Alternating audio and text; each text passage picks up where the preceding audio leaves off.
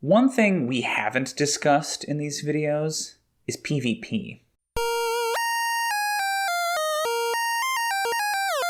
It's the type of challenge that arises at every table sooner or later.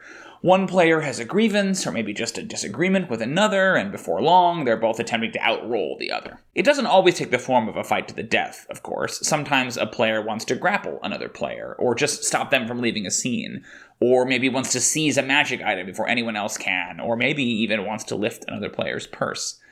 I mean, we're telling a story, stories have conflict between characters, it's a matter of time. Now, as I mostly run games for children, I am especially leery of anything that smacks of PvP. Kids can be competitive, and the last thing I want is my session dissolving into shouting and name-calling.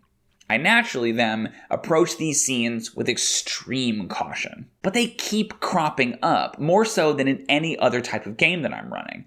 Largely, I think, because of a younger player's obliviousness to social cues, but what's more, due to the ambivalence of the dice, these scenes have a tendency to spiral very quickly, until one player, often not the player who chose to initiate the PvP, feels victimized by the other. For months, my blanket policy was refusal. No, you may not take an aggressive action towards another player, because that would deny their agency, and therefore their fun. This worked well enough, I guess, but did occasionally leave players feeling dissatisfied, as though they sensed the invisible hand of the dungeon master steering them back towards safety. Until one of my players, the proverbial victim, said they were cool with it.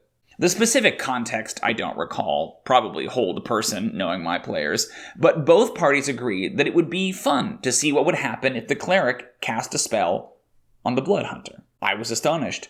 I don't know why it never occurred to me to simply ask my players if they thought that was fun.